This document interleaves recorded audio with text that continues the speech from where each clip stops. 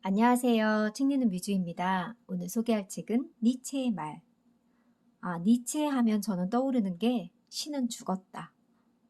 그 말이 가장 떠오르고 이분은 목사의 아들이라고 하는데 왜 이렇게 말했을지 참 궁금하더라고요. 이 책은 그의 생각과 철학을 쉽게 풀이한 책인데요. 가수 아이유 씨가 이 책을 또 추천했다고 합니다. 저는 이 책을 8년 전에 구입해서 가끔씩 꺼내어서 읽기도 하는 책인데, 삶의 쉼표를 주는 책이고 사색을 할 수 있는 그런 책이어서 가끔씩 꺼내어서 읽는 그런 책이랍니다.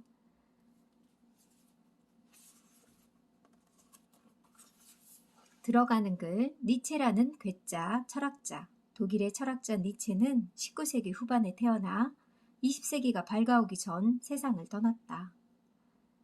24세에 스위스 바젤 대학의 교수가 되었지만 교직에 몸담은 것은 불과 10년. 니체의 저작 가운데 세상에 가장 널리 알려진 것은 차라투스트라는 이렇게 말했다. 일 것이다. 이 책의 제목을 모르는 사람이라도 리하르트 슈트라우스가 작곡한 차라투스트라는 이렇게 말했다의 선율은 들어본 적이 있을 것이다.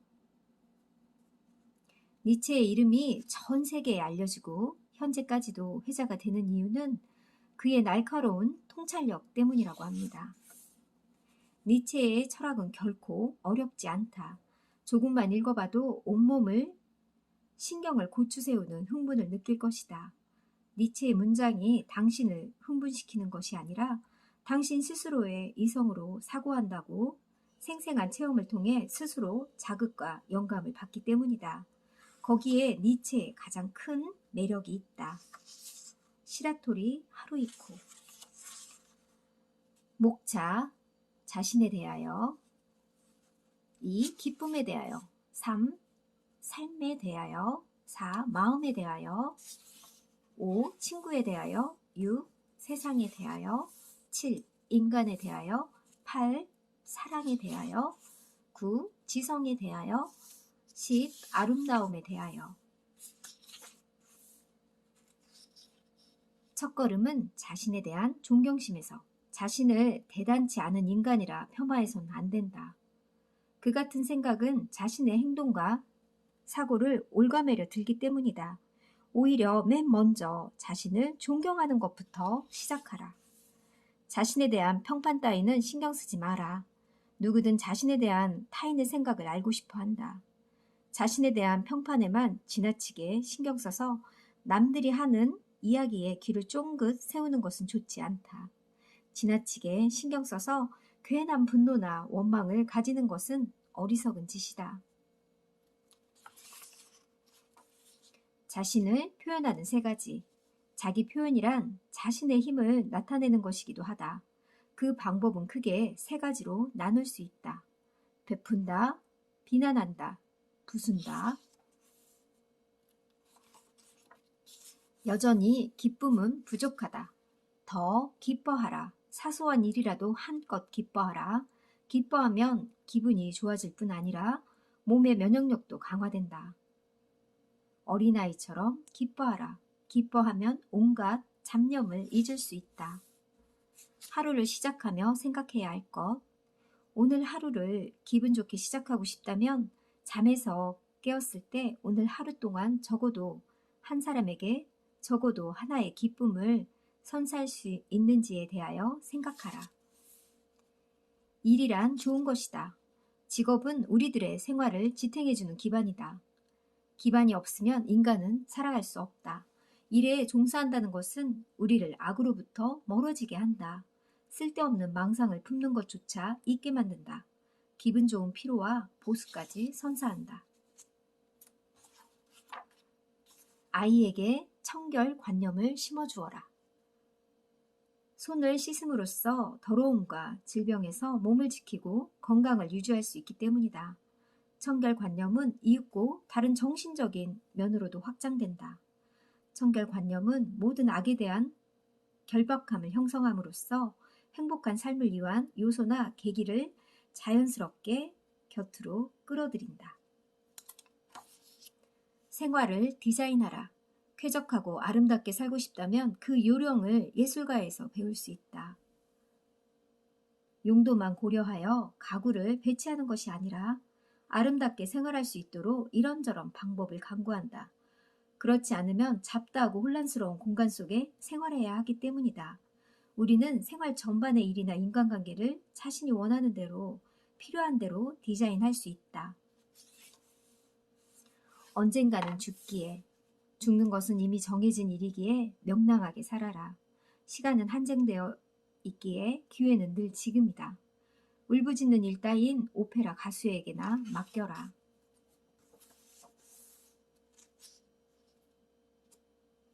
사실을 보지 못한다. 대부분의 사람은 사물이나 상황 그 자체를 보지 않는다. 그것에 사로잡힌 자신의 생각이나 집착, 고집, 그 상황에 대한 자신의 감정 또는 머릿속에 멋대로 떠올린 상상을 본다.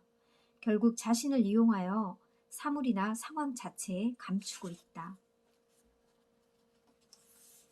친구와 이야기하라. 친구와 많은 이야기를 나누라. 여러 가지에 대하여 이야기하라. 가슴을 열고 허심탄회하게 친구와 이야기를 나눔으로써 자신이 무엇을 어떻게 생각하고 있는지가 명확히 보인다. 4가지 덕을 지녀라. 자신과 친구에게 대해서는 늘 성실하라. 상대의 심리를 알고 전하라. 누군가에게 어떠한 소식을 전할 때는 요령이 있다. 새로운 사건이나 사고, 상대가 놀랄 만한 사항을 전할 때는 주위가 그것을 너무 잘 알고 있는 조금 오래된 일인 양 전하는 것이다. 타인에 대하여 이것저것 생각하지 마라. 타인을 이렇다 저렇다 판단하지 말 것, 타인을 평가하지도 말 것, 타인에 대한 소문도 입에 담지 말 것, 그 사람은 이렇다 저렇다 하는 생각도 애당초 하지 말 것, 그 같은 상상이나 사고를 가급적 하지 말 것, 이 같은 것에 좋은 인간성의 상징이 있다. 자신의 사람됨을 이야기하지 마라. 인품은 중요하다. 인품은 무슨 까닭에서인지 연출이 불가능한 것이기도 하다. 자신이 얼마나 좋은 인품인지를 아무리 떠벌려도 사람들은 신용하지 않는다. 오히려 대중은 자신이 이룬 선행에 대해서 침묵하는 사람을 신용하고 함께 하려 한다.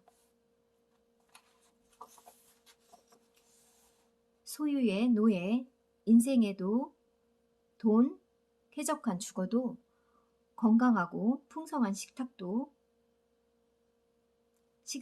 필요하다. 그런데 그런 소유가 도를 넘으면 사람은 180도 돌변하여 소유욕의 노예가 되어버린다. 인생을 소비하고 휴식 시간까지 구속당하여 조직에 조종당하고 끝내는 국가의 구속까지 받게 된다. 인생이란 것이 끝없이 많이 소유하는 경쟁을 위해서 주어진 시간일 리 없다. 새롭게 무엇인가를 시작하는 요령, 공부나 교재, 일이나 취미, 독서 등 무엇인가 새로운 일에 맞닥뜨렸을 때의 경우 현명한 대처 요령은 가장 넓은 사랑을 가지고 맞서는 것이다. 사랑하는 일을 원한다면 당신은 연인을 원하는가? 좋은 사람이 나타나기만을 기다리고 있는가?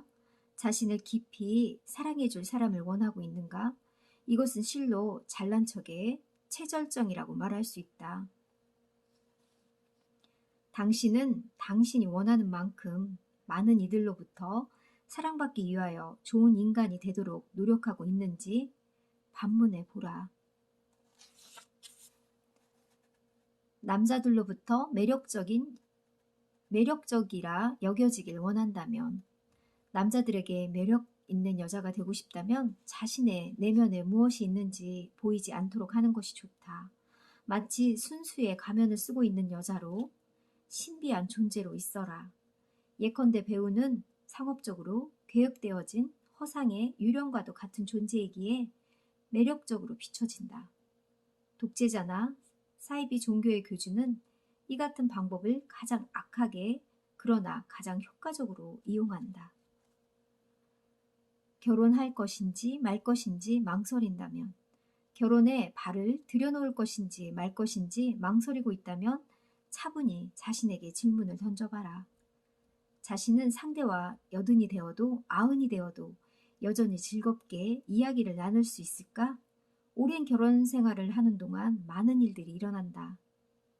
모두 순간적인 것이며 어느 사이엔가 세월 뒤로 흘러간다. 노년이 될수록 대화의 시간은 길어진다. 그러니까 대화 소통이 더 중요하다는 것 같아요. 본능이라는 지성이 생명을 구한다. 우리가 식사를 하지 않으면 몸이 약해져 끝내 죽고 만다. 수면이 부족하면 몸은 나흘 만에 당뇨병과 같은 상태가 되어버린다. 잠을 전혀 자지 않으면 사흘째부터 환각을 보게 된다. 이윽고 죽음에 이른다. 그렇기에 본능이야말로 지성의 정점에선 가장 지성적인 것이라 할 수 있지 않을까? 본질을 파악하라. 광천이 샘솟는 모습은 각양각색이다. 광천의 효과를 잘 알고 있는 사람은 물의 양이 아닌 함유 성분으로 광천의 좋고 나쁨을 질을 판단한다. 압도적인 박력에 현혹되지 않는다. 무엇이 인간에게 의미와 가치가 있는 근본인가? 본질을 꿰뚫어 보는 눈을 가지는 것이 매우 중요하다. 시점을 바꿔라. 무엇이 선이고 무엇이 악인가? 인간으로서 윤리란 어떤 것인가? 이 같은 정의는 시대에 따라서 정반대가 될 만큼 달라진다. 옛 시대의 것을 되새겨보는 것도 시점을 바꾸는데 큰 도움이 된다. 최악의 독자. 책을 읽은 뒤 최악의 독자가 되지 않도록 하라. 최악의 독자라는 것은 약탈을 일삼는 도적과 같다.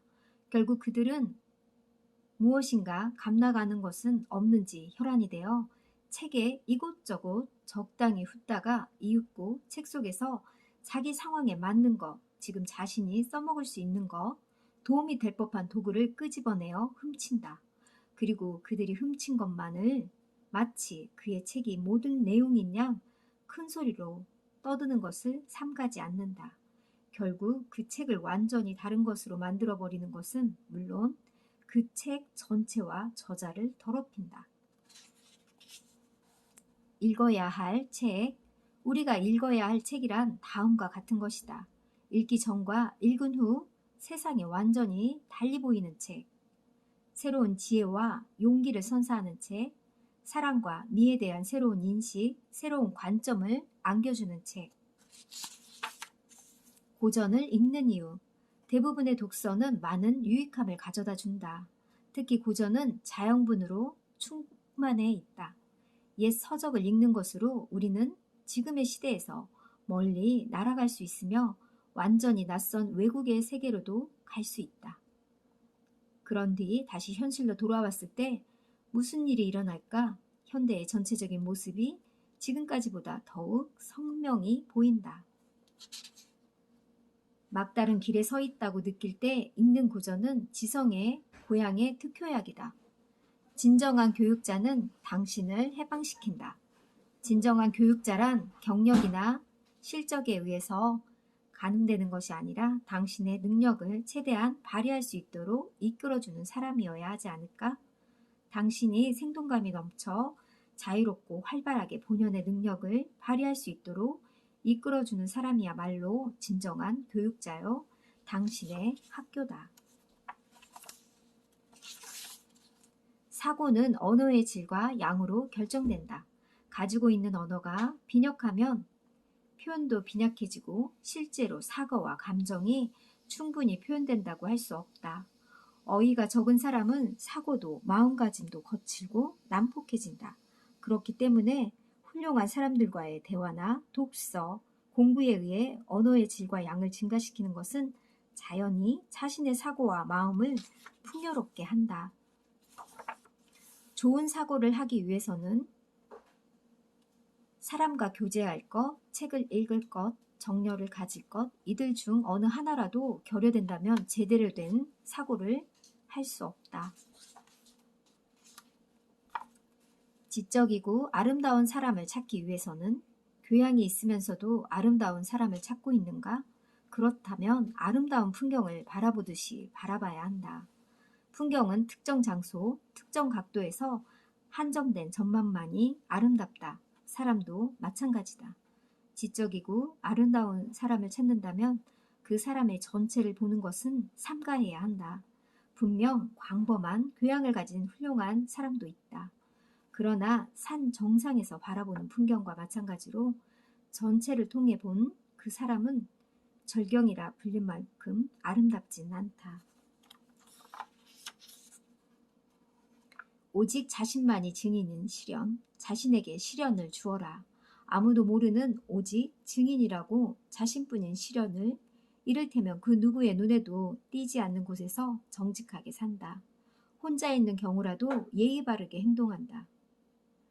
자기 자신에게조차 티끌만큼의 거짓말도 하지 않는다.